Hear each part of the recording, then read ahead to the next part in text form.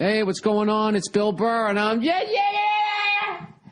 Just checking in on you for a Thursday afternoon. Hope all is well. I hope you've enjoyed your last couple of days. I hope Tuesday and Wednesday was everything that you thought it was going to be. You know, when was the last time you looked forward to a Tuesday or a Wednesday?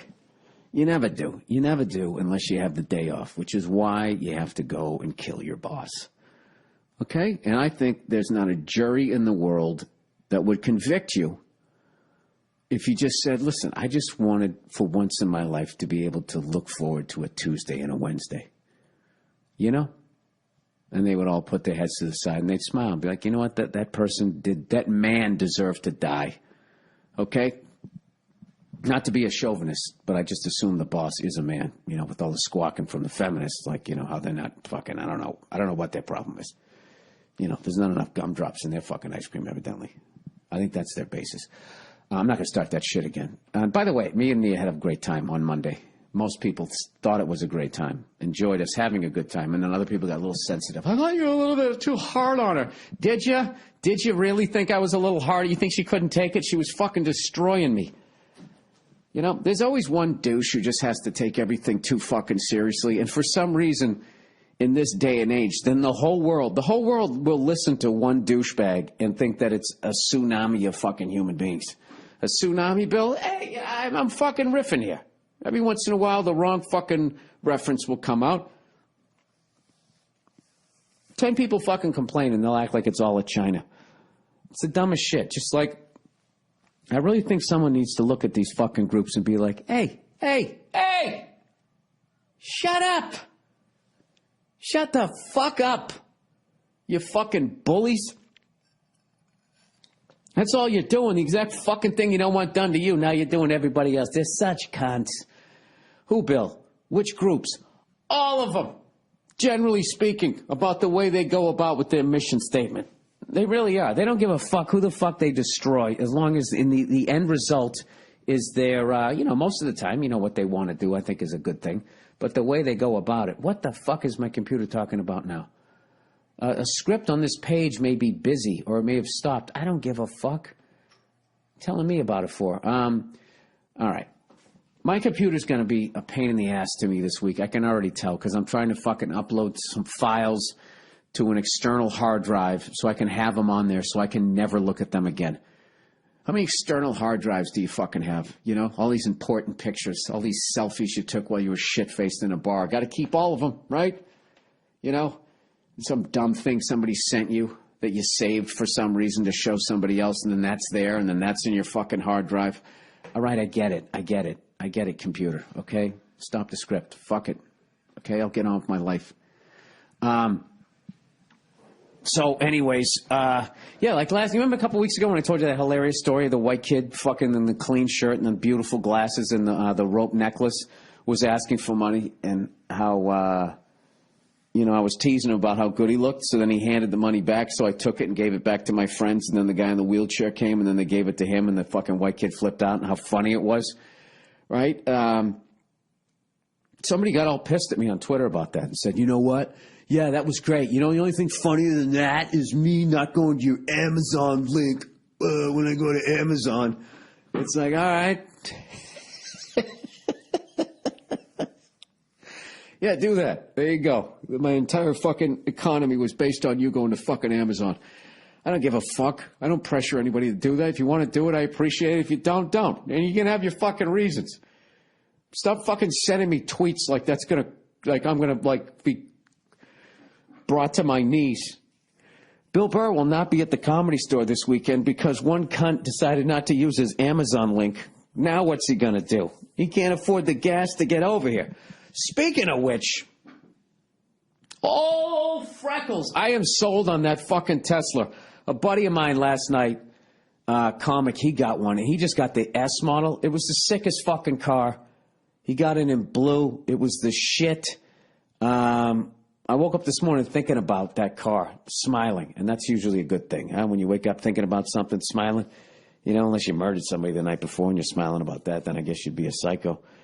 But I'm sold on that fucking car, and I want to get the one that fucks with the Corvette, the P, The P-Series one where it's got 2 motors. I want to get one of those fucking things. And I was talking to another comedy. He goes, well, what if there's a power outage?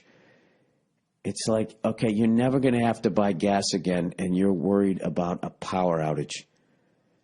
Power outage. Think about your cell phone. Think about your cell phone. When was that thing needs electricity. When was the last time there was a power outage and you couldn't use your cell phone for some ridiculous period of time? Can you remember? Okay, now that you're off the ledge, go out and go buy the fucking car. Fucking dope. He's not a dope. Why do I do that? Anybody who doesn't think what I think is then a dope? Yeah, it's just fucking, what is wrong with me? I don't know. So anyways, I had a great time last night. I want to thank everybody that came down to the Comedy Store for the All Things Comedy showcase last night. Everybody had a great time, and Joe Rogan was nice enough to jump on in the end. Had a great time hanging out with him. Al Madrigal, Bert Kreischer, Joe Bartnick, the Rose Bowl legend, was there. Neil Brennan, Dean Del Rey. It was just a fucking awesome time. And you know what's the greatest thing about it? At no point did anybody periscope backstage. That's becoming the new fucking thing. The new desperate thing to try to sell your fucking love songs on. Hey, this is fucking Lal Lovett on Periscope. This is what my face looks like when I take a shit in my fucking bathroom. And by the way, this bathroom was done in a Victorian style. I fucking hate Periscope.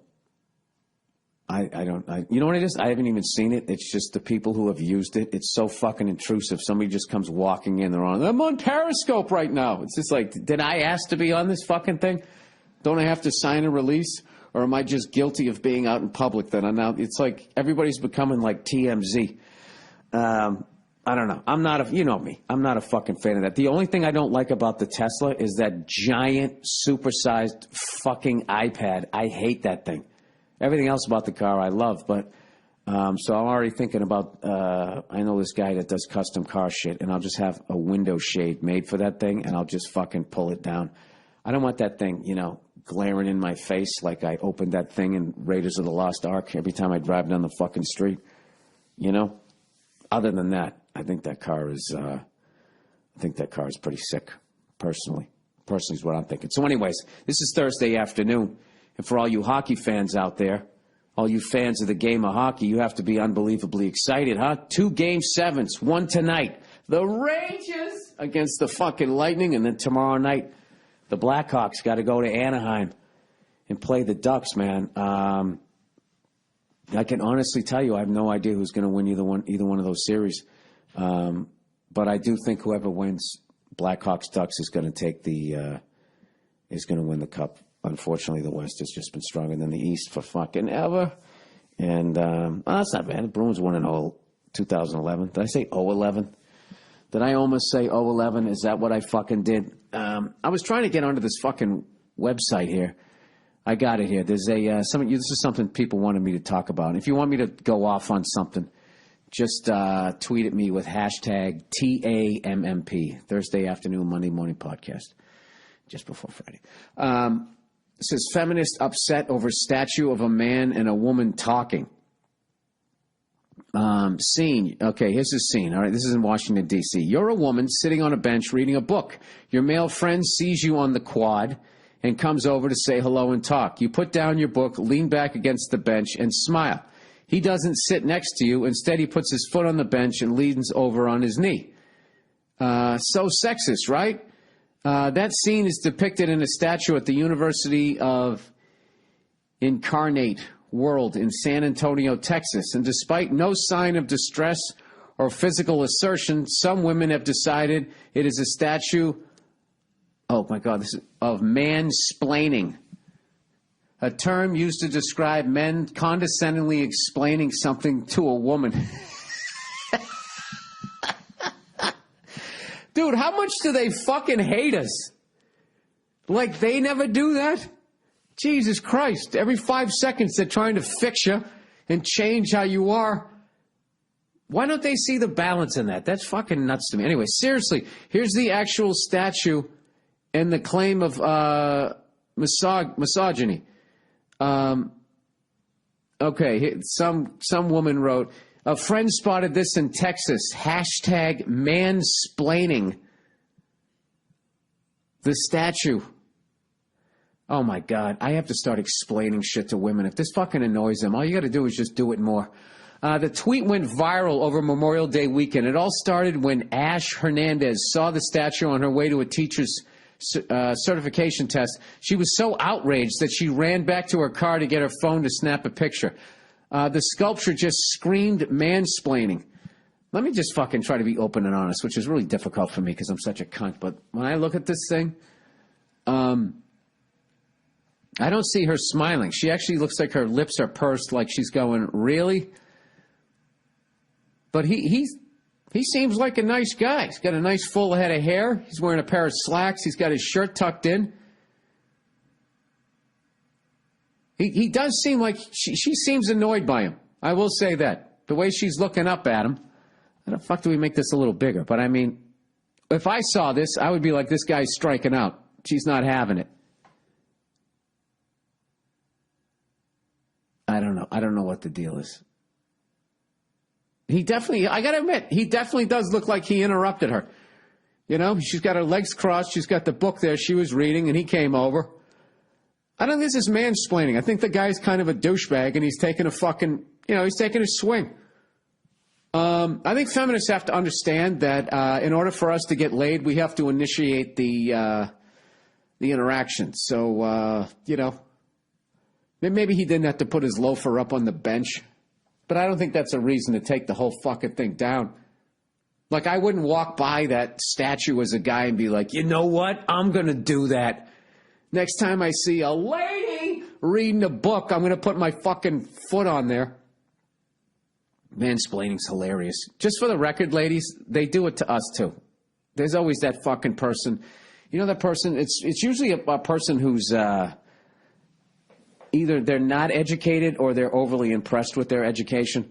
Like someone who didn't go to college is always trying to constantly throw out some information about something that they're well read on, that they read, to overcompensate for the fact that they didn't fucking throw $100,000 into the goddamn toilet going away to school.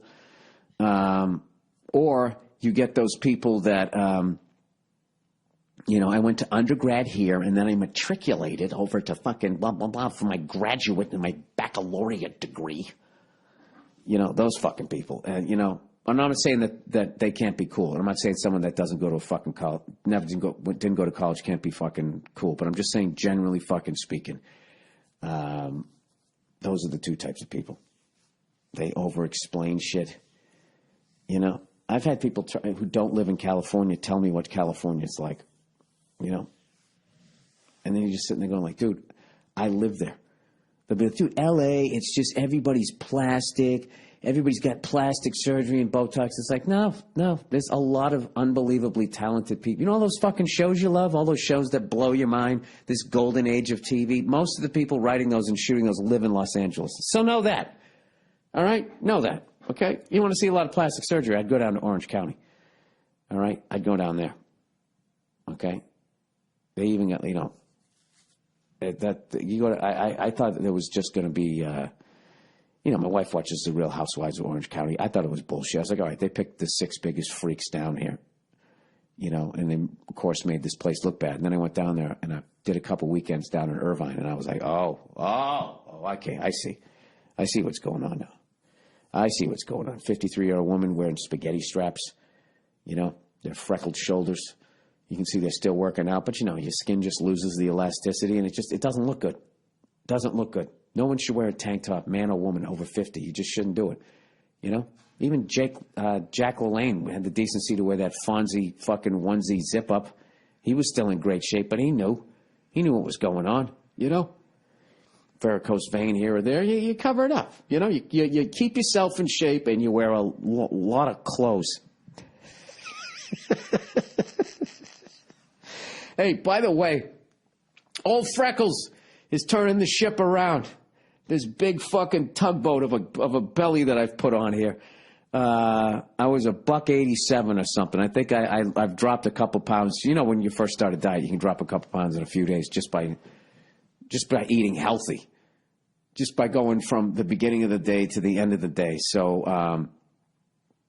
I've been doing the oatmeal in the morning with banana, and then between breakfast and lunch I have an orange, and then for lunch I've been just doing like what did I have yesterday? I had a giant salad, and then I had a little bit of steak in there.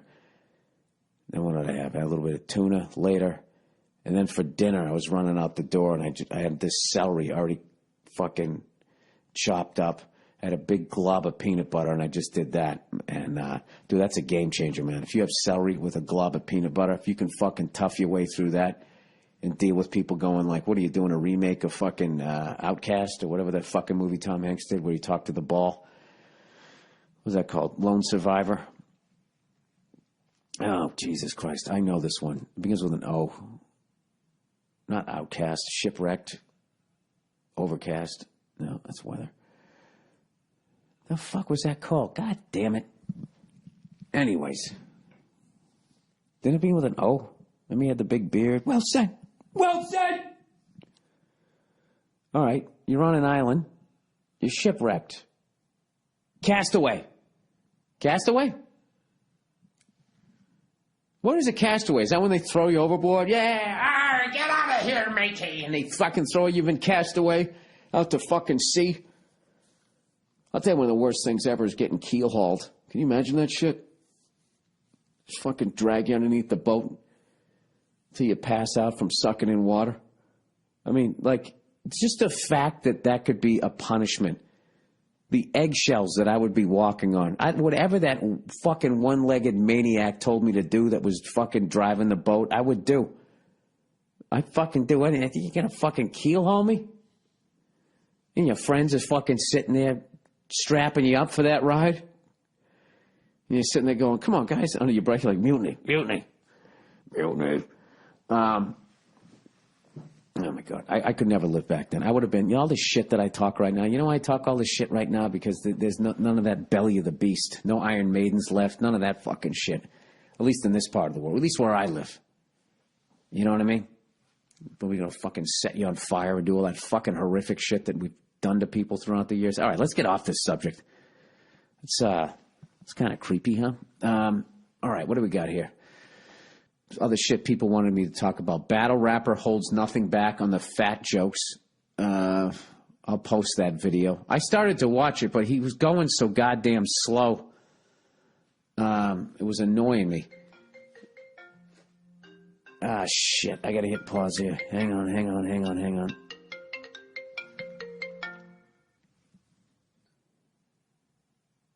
All right, sorry about that. I just had to make sure that was somebody calling me about something I have later on in the day, and I got to make sure I'm not going to be late over there.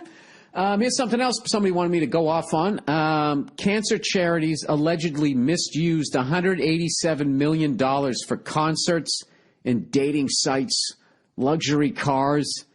4 cancer charities, I think I already talked about this, used more than $187 million to buy luxury cars, luxury cruises, concert tickets, and even dating memberships for families and friends. It's one of the largest charity frauds accusations ever leveled in the U.S. Well, I got to be honest with you, so many of them, if you dig a little bit, it seems like, I can't say, like 5 Hour Energy. They just got a thing now that every time you buy something 5 Hour Energy, they're going to donate to this fucking cause. All right? And basically what they're going to do is they have it on the screen. They say we're going to give at least $200,000 and we're going to give 5 cents on every 5 Hour Energy thing that we sell. And I got to be honest, I don't think that that's bad because they're being upfront about it. Jesus Christ, you blocked me in, jerk face. Close the driveway gates and lock the front door. I had to move your rental car. Oh, that's nice. Blocked my wife in the driveway like an asshole. Anyways, I don't think that that's bad.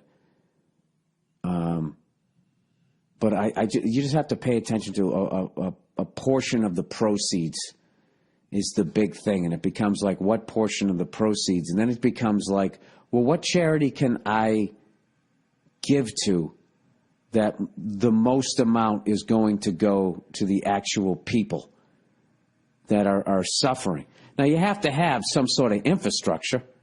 And the people, if they're donating 100% of their time to the charity, they have to make a living where they can pay a mortgage. So I get all of that. But there is a thing where it becomes like, well, how much are you making a year? Like if you're taking in $10 million, you're paying yourself a fucking $1 million a year. Then that's when it starts getting weird, where it's just like, all right, so you're a fucking millionaire right now because people have rickets or whatever. You know, I don't fucking know. Who the fuck knows? All I can tell you is that my charity, okay, the old Freckles, all right, to raise awareness on skin cancer is going to be, I'm going to get that in motion for 2015, I'm going to set it up. All right, and every time you guys go, oh, Jesus, I'm going to, I can't do that. I will go broke. If I don't know, I'll come up with some horse shit where I can fuck you guys out of money. Make it seem like you guys are doing a good thing and I'm doing a good thing. And then one day you'll find out like that I've completely fucked you over, and then I'll have like no comment as I get out. I'm like, you guys found out that you bought my Tesla. Can you imagine that?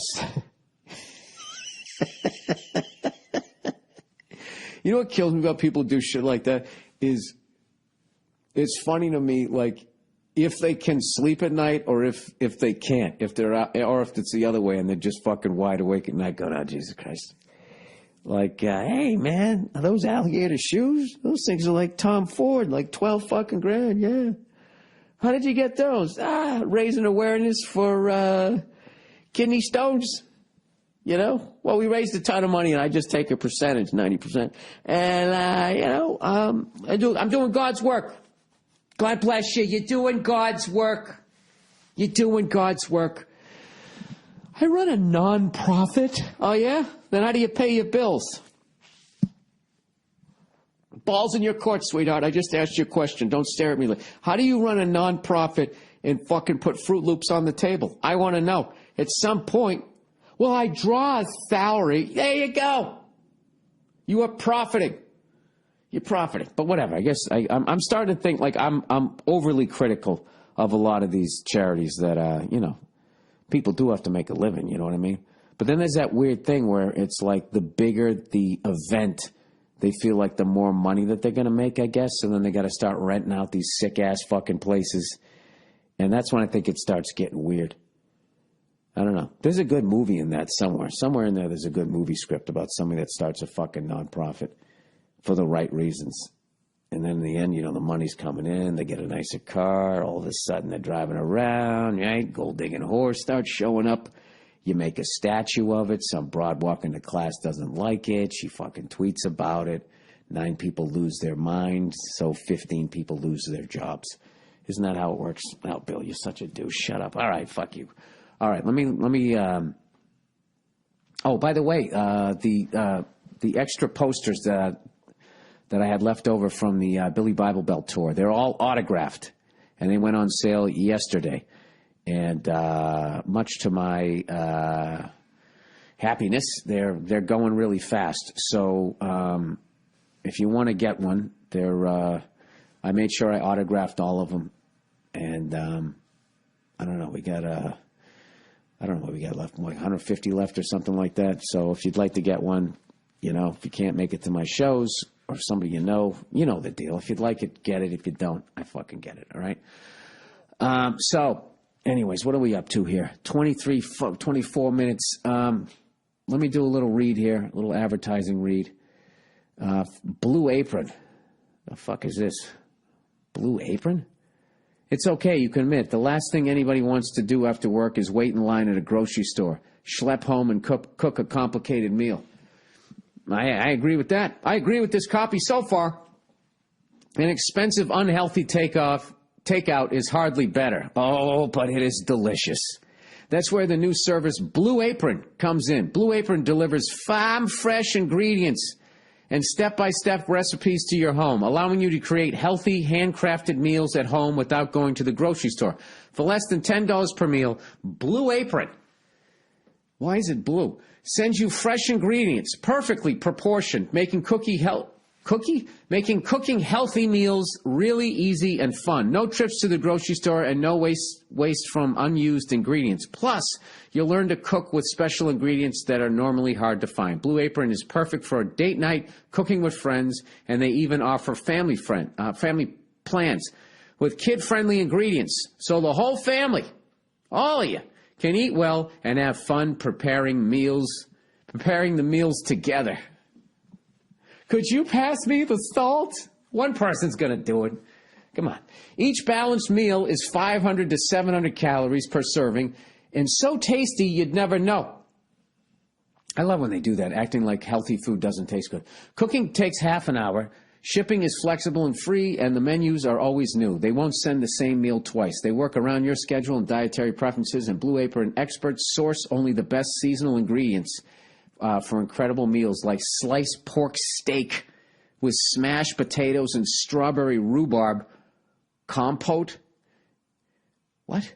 Compote and calzone with broccoli rabe? The fuck is this? Is this food? With chili, garlic, mozzarella, ricotta cheese served with the creamy dip, baby. You'll cook incredible meals and be blown away by the quality and freshness. Blue Apron, it's a better way to cook. Check out this week's menu and get your first 2 meals for free. There you go. By going to blueapron.com/burr, B-U-R-R. My treat, really. The first 2 meals are on me when you go to blueapron.com/burr. Well, they're not on me. They're on you guys. They always try to do that. They always try to put words in your mouth. These people, you know what I mean? I just put on my Blue Apron and I feel like $1 million. My dick is standing at attention. Bombas, everybody. Chances are if you have feet, you wear socks. And face it, socks haven't changed since they were invented. Yeah, they are. They're fucking mass-produced by crying Asians. Or people down in El Salvador. It's disgusting. It's changed a lot. Back in the day, your mom made them. Sat down and knitted them. Hey, Bombas, why don't you fucking, read a little bit of history before you start throwing out crazy shit like that. They fall down, they wear out, and there's always that toe seam that's never in the right place. Our new sponsor, Bombas, has changed all of that. Bombas dedicated 2 years to engineering socks that stay up, last forever, and feel amazing on your feet. Evidently, I have a pair of Bombas. I probably do. Who gives a fuck? New socks are awesome, and these guys are going to send them to you. Let's cut to the chase here. They're so comfortable. The honeycomb stitching. Oh, I'm a big fan of honeycomb stitching. Hugs your foot. So whether you're walking or running, your feet feel perfect. This is such an old guy thing. Young guys, or ladies, you got to get into this shit. You got to take care of your feet because as you get older, man, those are the things that talk to you first. You goddamn dogs. You might find yourself washing them over and over so you can wear them again. You need to get more, everybody, if you haven't gotten them yet. To know what you're talking about, I'm taking out all the eyes here. You need to really try a pair for yourself. But listen, Bombers don't stop with your comfort. With every pair of socks Bombers sells, a pair is donated to someone in need. Yeah, the person who had to fucking sew them together. For 2 cents an hour. Because socks, as it turns out, are the #1 requested thing at the homeless shelters. Right now, for a limited time, Bombas is offering my listeners 20% off their first order and free shipping. Just go to bombas.com/birds. BOMBAS.com/burr. Do it now. For 20% off the most comfortable socks on the planet and a pair for someone in need. Go to bombas.com/burr. That's BOMBAS.com/burr. BURR. Jesus Christ, how fucking hard are people working these days? They don't have time to shop. They don't have time to get food. It's fucking unreal. Do you guys remember that cartoon, The Jetsons? Meet George Jetson. His boy Elroy. Boo. Daughter Judy. Jane, his wife. And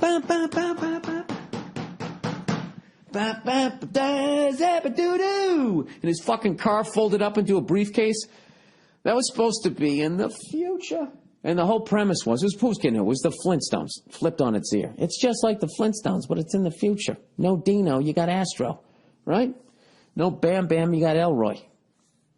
Whatever the fuck I'm talking about. So anyways, the big premise about that was technology was going to be so fucking insane that we were going to have 3-day work weeks. And that was a running joke on that. George Jetson would always say, oh my God, these 3-day work weeks are murder. And And I guess that hasn't happened.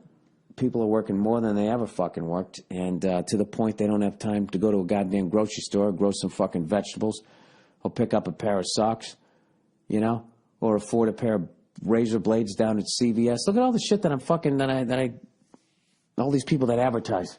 You don't have time to go to the post office. You don't got time to fucking do anything anymore. Why is that? Did we not understand that the technology was now going to own us? Like, look at all this shit. I'm fucking sitting there uploading all these fucking photos that I'm never going to look at, and it's making my computer freeze. The fuck am I doing? I've been dealing with this thing. I don't even know what the problem is. It started last night, and it still hasn't uploaded. It won't let me stop the process. It doesn't give me an option, or probably it does, and I don't know how to fucking do it. You know, and it just becomes something else that I got to fucking deal with. So, I don't know. Would you guys ever have the balls to go back to a flip phone like some of these kids are doing? Actually, I heard this comic did that. He just got sick of fucking being on his iPhone or his fucking whatever the other ones are. What are the other ones? You know? Hitachi. Who else makes a phone? There's the other one. The really big one. I don't fucking know. All I know is I don't talk on mine anymore. I use the speaker. I'm big on the speaker, man. I don't hold it up to my fucking head after that kid in Mobile, Alabama told me his dad died of a brain tumor on the side of his head, that he's talking on a cell phone all the fucking time, and he's convinced that that's what it was. And I remember hearing Roger Ebert say that about Gene Siskel, the same fucking thing. So I hope I didn't wait too long, because God knows I can't remember shit. This is getting really fucking depressing. All right, we're up to a half hour here. All right, so, hey, I didn't talk about any basketball. Let me talk about that real quick. The basketball, man. Who do you like? Who do you like? I love that the Golden State Warriors are back in it for the first time since, 75? And I love that they play in that old-ass fucking arena.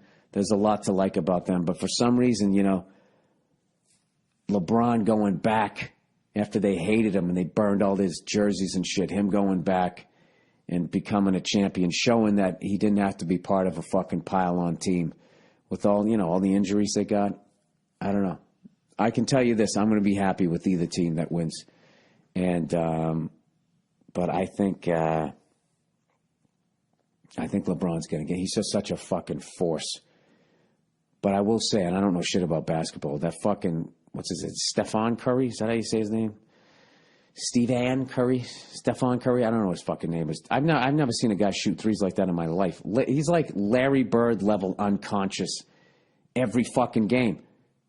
Even if he starts bad, all of a sudden he starts. I haven't seen anybody. The greatest 3-point shooters I've seen in my life is Larry Bird, Reggie Miller, and just for degree of difficulty, the amount of times I saw Kobe take a turnaround jumper with two guys hanging on him, and he fucking hits it. I mean, I don't know, Ray Allen, I guess. I never watched him when he was playing. What did he play with, the Bucks? The Sonics? I don't fucking know. I'm not a basketball guy. All I know is this guy the way he shoots every fucking game is like a career game. He's the greatest 3-point shooter I've ever seen. I would say Reggie Miller second, and then Larry Bird. I've never seen anything like this kid. But I don't think that that's going to be enough. Him just fucking flicking that wrist and it going right through the net to compensate for the domination of LeBron. I just think that guy is, I don't know. He's just on another level, And I think, according to Lawhead, Cleveland has a fucking amazing defense. Defense wins championships. So with that little tidbit of information from Lawhead, there you go. That's my prediction. I'm saying the Cavaliers win a championship. All right. And LeBron goes down with Cleveland legends. It's funny. You got to go all the way back to Jim Brown and Bob Feller.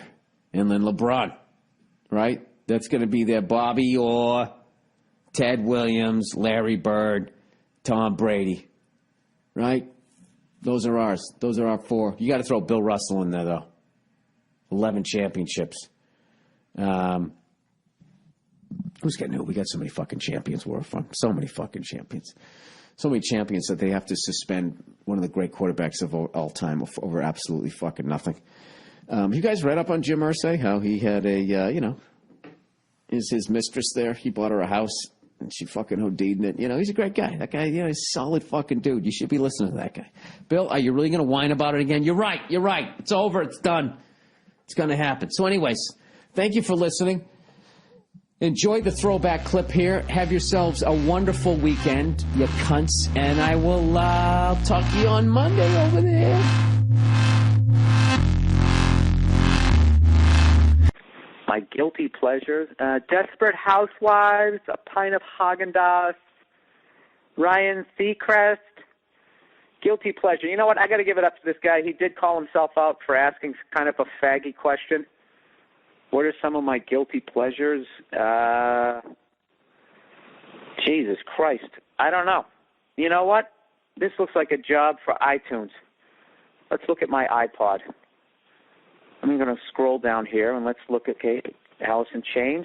This is the last few things I downloaded. Alice in Chains, Jar of Flies, the new Foo Fighters. That's all respectable. Somebody's walking by, staring at me. I'm doing this podcast in my car, by the way. There's one. Rosanna by Toto. Fuck you! I like the drum beat. I want to learn how to play it. All right? God damn it. All I want to do when I wake up is... Yeah, that's a gay song. All right, that's a guilty pleasure. Now I know I'm going to get a bunch of comments, everybody with fucking Toto pictures. Just make sure Jeff Porcaro's in it. The Who, Won't Get Fooled Again. That's kind of hacky. Muddy Waters, I'm Ready. The Allman Brothers, One Way Out. Kanye West. I don't know. Some people don't like him. Gym Class Heroes. Oh, wait a minute. There's one. Poison. Every rose has its thorn. Oh, you know what's funny? I love that song, and I can't listen to it without, every time I listen to it, I always picture people I know catching me listening to that song. So I always get embarrassed during the breakdown part, where he just sort of strums the guitar. That part. Yeah, I actually get embarrassed. And a lot of times, I'd say 30% of the time, I have to shut off the fucking song. I don't know what that says about me. Ben Harper, does that make me a douche? I don't know. Love and Spoonful, Maya. I got some weird ones here. Band of Horses, kind of makes me a hipster douche. Dionne Warwick, Walk On By. I didn't download that, did I? How the fuck did that end up on my... Jesus, I'm the only one who uses this. Wow, I'm really exposing myself here. What else do I got here? Beastie Boys, Men at Work. Overkill. You know why I downloaded that? What is that movie? What's that show with Scrubs? The guy plays the doctor, the guy with that fucking show there with the black dude. It's actually a funny show. And they had that one time the guy came on. You ever have a song like you don't think you like it, or maybe you don't even like it, and it's in a movie. Then all of a sudden everybody likes it. It's kind of like black people all of a sudden liking Sweet Home Alabama.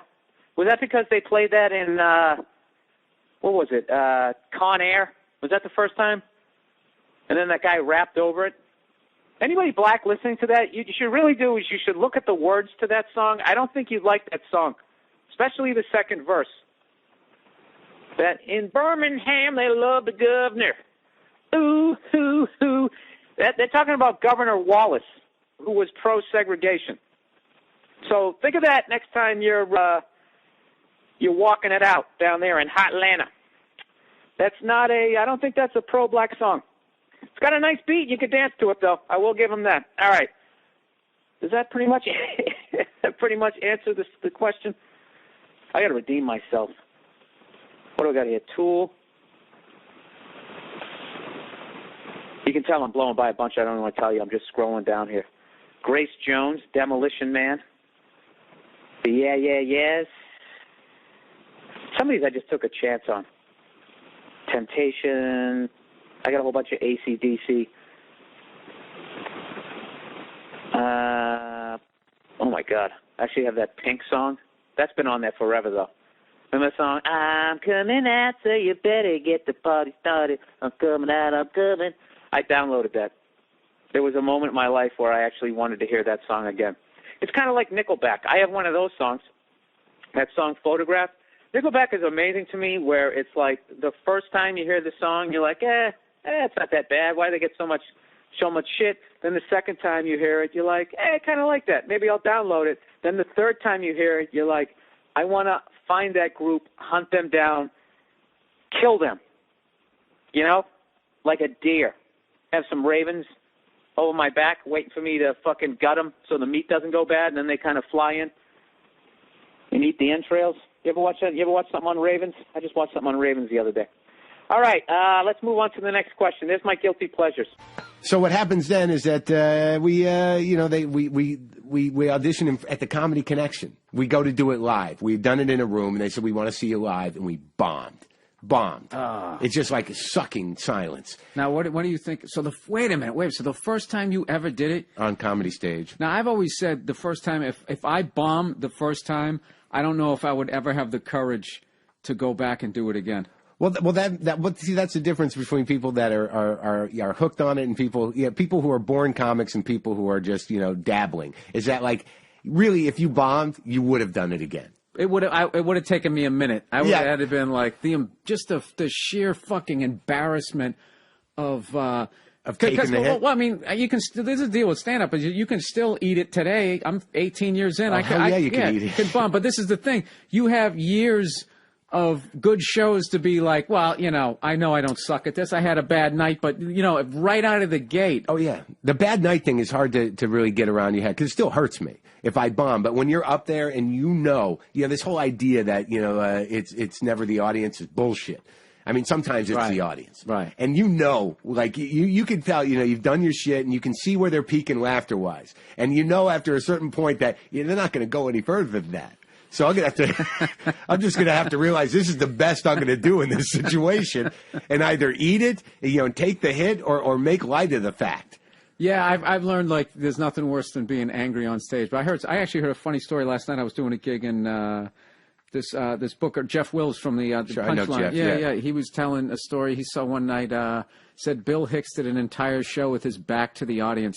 There was like a bachelorette party. There was every fucking thing he did. Yeah, those those bookers, they love to talk about those stories, But if anyone else did that now, they would never fucking work in that club again. All these guys pretend like, Bill Hicks was the guy. And he went on stage and angrily tanked in a brilliant, inspired way almost all the time. But if someone existed like that now, he wouldn't have a fucking shot. You think so? Absolutely. Well, I bet he was still selling tickets at that point because you can't turn your back on a fucking crowd and ever think that you're going to work there. I don't think again. that's true. I think that the reason he got booked in this country primarily was to make club owners feel like they were at least championing something terrific. Really? Like, I think they innately knew this guy was special. There was no one like him. And even the fact that he didn't sell tickets or alienated the audience every time, they were going to have him twice a year to keep their conscience straight. Oh, so they could be dicks to everybody else, basically? Well, kind of, but just to sort of like to at least support, at least they knew well enough that he was an inspired guy. But I've gotten angry on stage. I did it the other night, dude, and it would have been a long time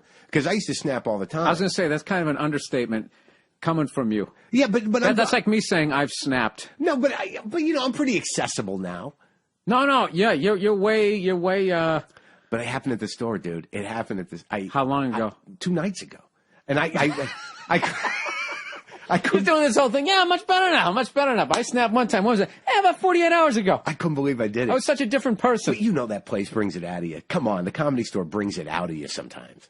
That's what I love it, though. Me too. It's so fucking evil. When I'm on stage, it is evil. It is. It's just painted It feeds black. on hate. You feel the walls wanting you to lose it. It's just in the place. Yeah. So I'm on stage. There's like 40 people in the room, and like I'm already like just right when I get in there, some kid, that kid David Taylor, that kid. He's a tall guy. Used to do comedy. He's very cynical and negative, and I wasn't in the mood for it. I hadn't seen him in months. And I said hi to him, and he goes, "I'm staying around just to see you. You better be good." And so right away, I'm like, "I haven't seen you in a fucking long time. You have no right to fucking talk like that to me." Enough with the negative shit. Yeah. And I stormed off. You're getting angry again here. I'm already angry.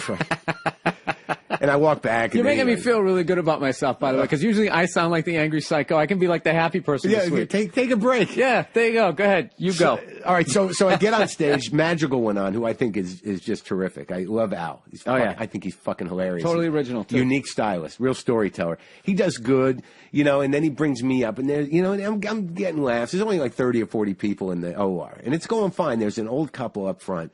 Maybe in their mid-50s, early 60s, and someone talked to him, and they asked him about religion. I think Neil Brennan did. And they said they were Jews. I'm like, fine. So I'm doing my show, and they're not laughing at nothing. And I looked at them, and I said, I'm sorry, am I too filthy? You want me to talk some political stuff? Is that what it is? And then the old man looks at me, and he goes, you're not funny.